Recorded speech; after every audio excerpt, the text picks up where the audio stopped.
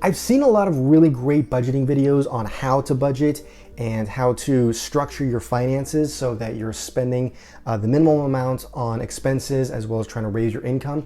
But the one thing that I've noticed that a lot of budgeting videos are kind of lacking is an implementation strategy after the budget has been created. So what I want to do with this video is start out by taking, say, an average family of, say, 2 people who have a particular financial goal of becoming debt-free. They'll be on baby step 2 of the Dave Ramsey financial plan.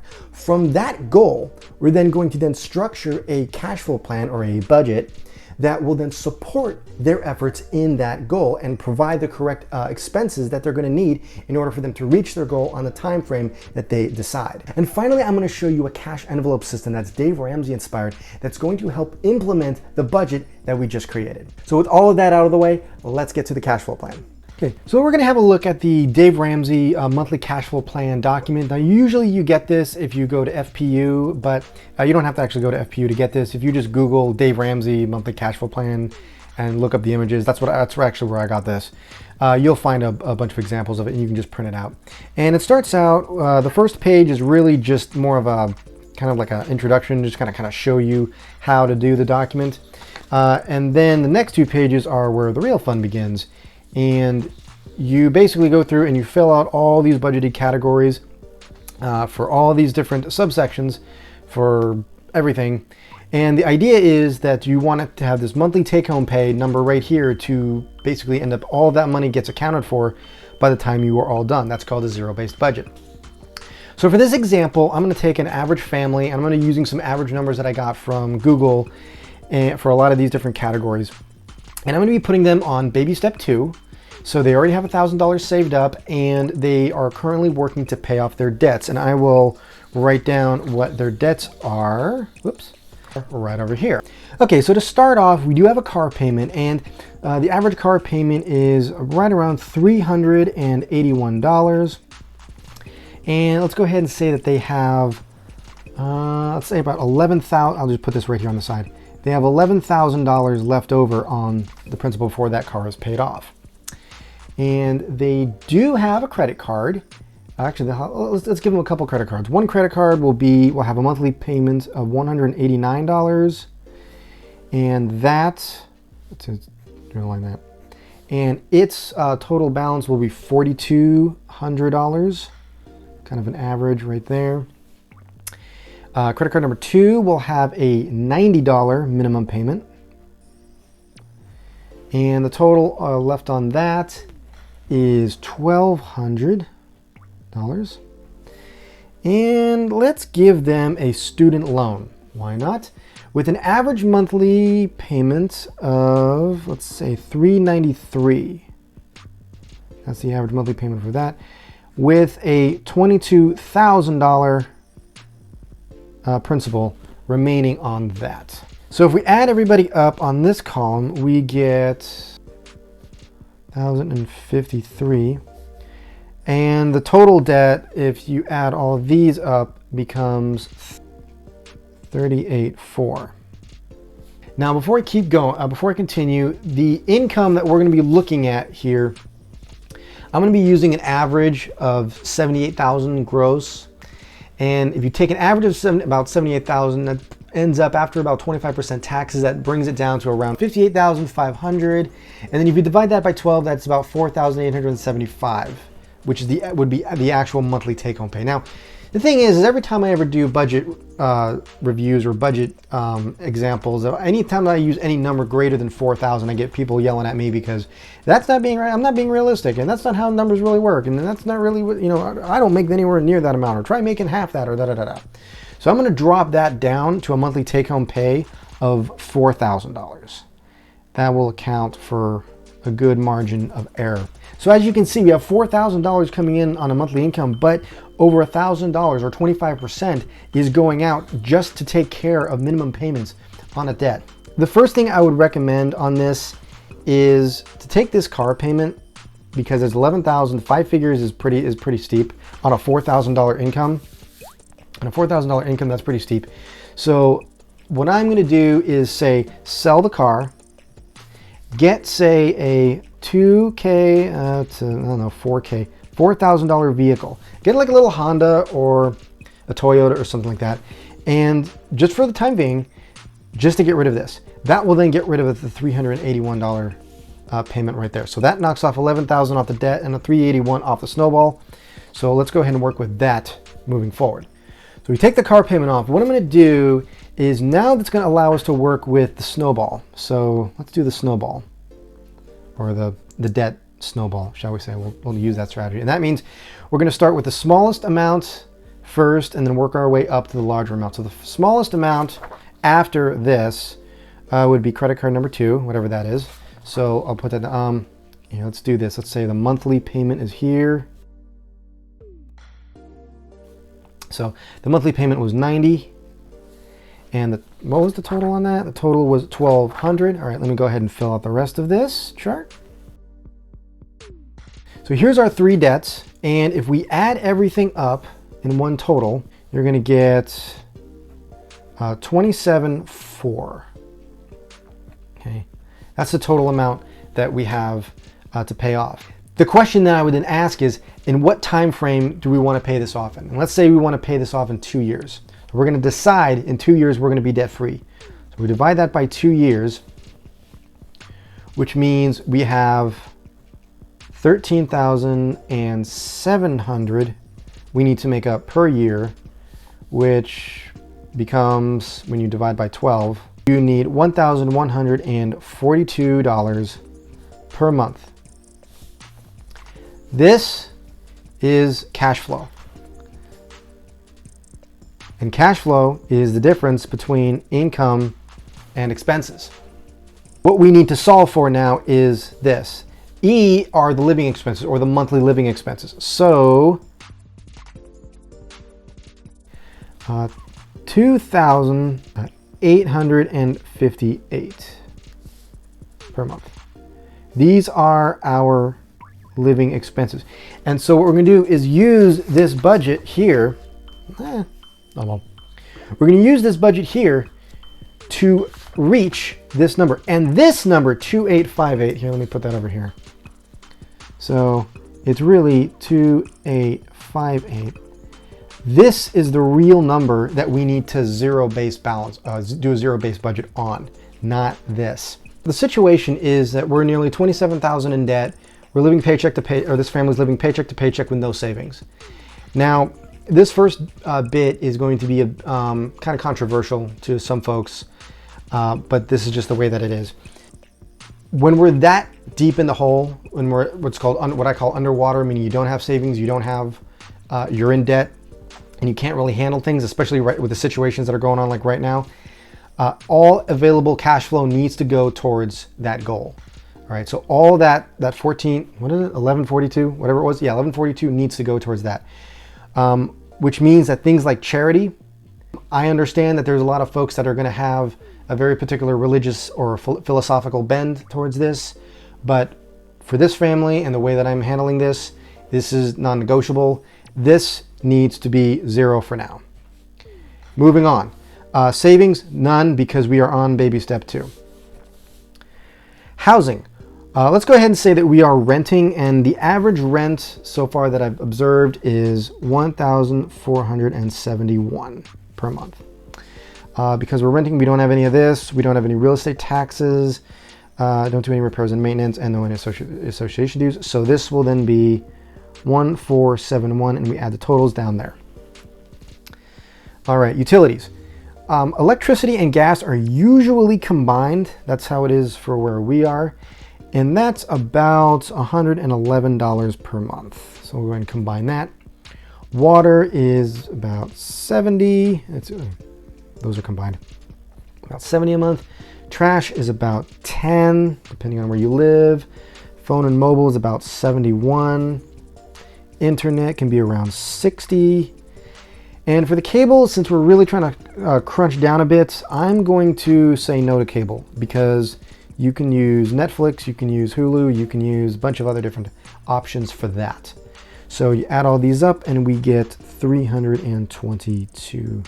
All right, moving along. Food. All right, let's see. Let's do groceries, $350. And this is just a guess here to see how this will work out. Restaurant, nope, at least not for a while. We got to get above water first. Clothing, no, not. Oh my God, let me put that on 350. Clothing, no, we don't need any clothing. At least not for right now. Okay, so let's see. Transfer gas and oil. That would probably be. I'm gonna go with around 180 per month right now. Say for maybe a couple cars. Again, we just replaced the car with an older one, so we might need a little bit more, but we'll see. Repairs and maintenance, let's do 100 for now. Licenses and taxes, let's do 24. And let's see, car replacement. We're not gonna do a car replacement fund. And no other. So we add all that up, we get 304. I gotta fix this. Boom, boom, boom, boom. Okay, medical health. I'm going to presume that a lot of the income that's being taken out right from the start is going to be from the job. So they're going to be doing a lot of health insurance, which means things like doctor bills, you're probably not going to end up paying. We're not going to budget for that. We're not going to budget for this or this or this. I'll leave $20 for medications just in case. You might have some medications in there. But other than that, we'll be good to go there. All right, next page. All right. Again, life insurance is going to usually be covered by work. Same thing with health insurance. Work is going to be covering that. Let's see, so that's going to be 0 and 0. Renter's insurance. Let's do 19.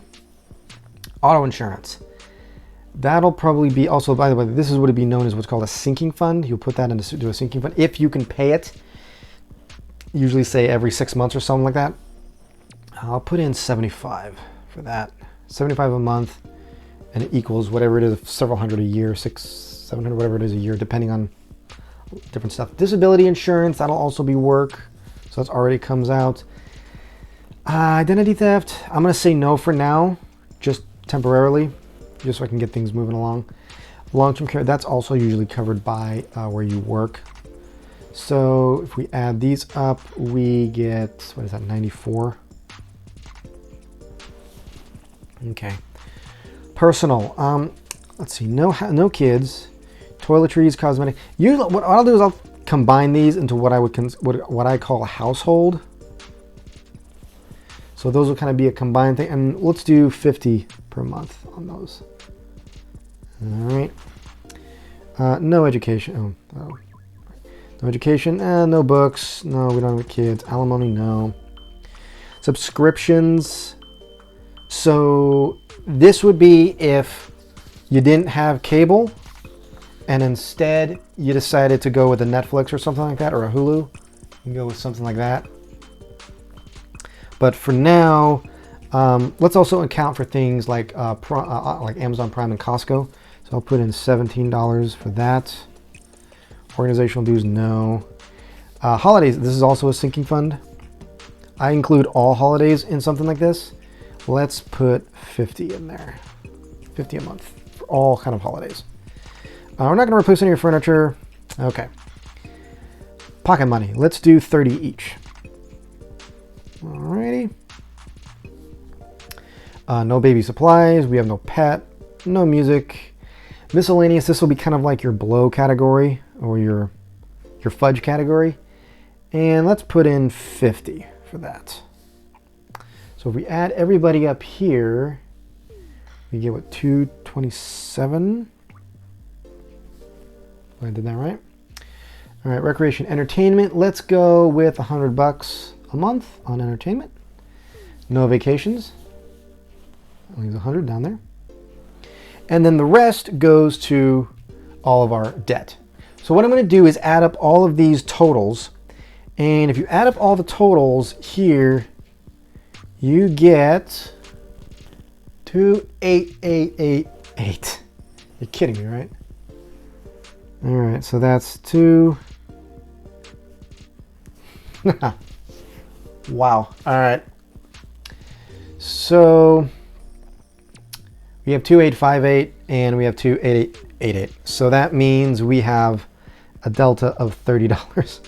Okay, so this is actually pretty good. So the reason why this ends up happening is our goal, where did I write it down? Okay, our goal is we need to get 1142 out there per month because we already established that. So now we get to go back into the budget and fix it so that we can now hit the goal that we've already established that we want for this particular family. So we need to get an extra $30 somewhere. So let's see. I'm gonna go and take off $10 here, and go to 40. I didn't put a dollar sign there. All right, so that gives me $10 there. I think the next best place would be the groceries, because we can probably bring that down just a little bit. Let's go ahead and bring this down. How about 330?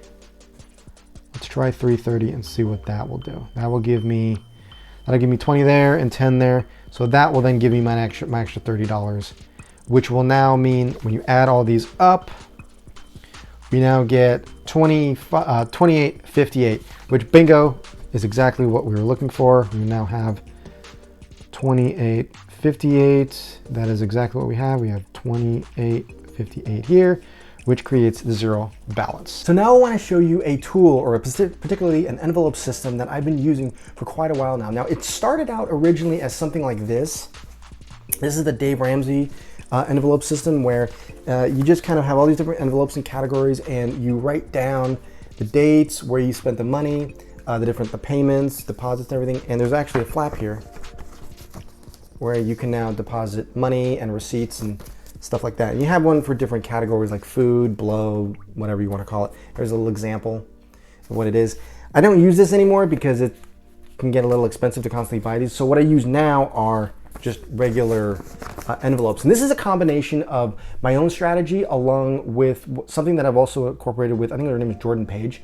She does something very, very similar to this. So for example, let's say we wanted to go ahead and make a food envelope system. So what I would do, and I do this every month, is I'll title it the food, just like that. And that's where the food money is gonna go. And then what I'll do is I divide it up into, let's say we have 4 weeks. So I'll draw a line down the side here, and then I'll divide it up into basically 4 different sections. So you kind of see that. So I've got 1, 2, 3, and 4 right down there. Now the budget, we said that they were gonna use $330 per month. If you divide that out by 4 weeks, that's basically about $82.50 per week. So let's just round it down to $82 per week. So then what I do is I write that down right here on the up left. So this way I know what I have every week coming in. And basically what I'm looking at is each week, that's week 1, week 2, basically each week I only have, in this particular case, $82 to spend. All right, so I label the weeks just right across along here. And you could put the dates on there too. Like if you wanted, you could do say the 1st through the 2nd, 1st through the 7th, and then 8th through the 15th or 16th, and then 17th or 20th, whatever. Now you don't have to use actual cash with this, but if you wanted to and use it as actual cash envelopes, you could have $82 in cash. And then every week you take that $82 and you stick it in the envelope. And you take this with you whenever you're gonna do any kind of grocery shopping, or if you're gonna go out to a restaurant. And the way that I record this is I'll write $82 at the beginning of the week, when it first starts out, just like that. And now let's say we go out and do shopping and we end up going and getting, say, $53, or we spend $53.16 on grocery stores, whatever. I subtract that off, and that ends up being at the end of $28.84 left over. And I'll write that down. Just like that. So I started out with 82, subtracted off the shopping, and now we end up with this. And that would mean I would then go out in here and take out whatever I need from in here, and then I put the change back inside of here. So this means now I have $28.84 for the rest of the week in order to spend in just the food category. So let's say maybe a couple days later or whatever it is, we actually end up spending a little bit more money. We get to go and get, I don't know, some milk, eggs, bread, whatever, some more essentials. And we end up spending, say, $15.30 on top of that. So now we are down to $13.54. Right? There we are there. Right? So it's just like a checkbook, right? So we spent $15.30 and now we're down to $13.54. All right. And now let's just say for the rest of the week, we don't spend that money. All right. Well, then that means what I'll do then is take that $13.54 and then draw an arrow down to the next week, and it sits there. And then I add, just like with regular Monopoly, you pass go, get 200. Well, when you pass the next week, you get another $82. And I'll add that $82 here. So now I have $95.54 for that week. So the remainder, because I've already budgeted for it. So that money now comes down here, becomes the 13, you know, same from there. Add the 82 for the week, and now we're down to 94.54 we have for the week. And I just keep doing this over and over until eventually I get to the very, very bottom. But what's great about this method is instead of me thinking of how to budget, or instead of the family in this case, thinking how to budget $330 for the entire month, it's just $82 per week. And I have similar envelopes for household and say like blow and entertainment. So for the household, usually with the way that I usually do it is we have $50 per month. So we have $50 and that just kind of we may not spend it for, you know, 3 weeks or whatever. And then say on the last week, we might end up spending say $45 and now we have $5 at the end. And what I'll usually do with this is I'll then just refill the envelope by $45 and I always just keep it at $50 per month. So the cool thing about these envelopes is they actually create a method of implementing the budget that we established before. And that budget was created based off of the financial goals of being able to become debt-free within 2 years. So this is a way of starting from a large goal and then funneling down into a strategic plan and then funneling finally down into an implementation strategy so that this way everything stays on track and is recorded consistently. So I hope that helps you being able to see things from a larger scale and being able to funnel down a little bit, and you can take this and apply it to your budget or your cash flow plan in any way that you see. I hope you guys have a really great weekend. Stay safe, and I'll see you next week.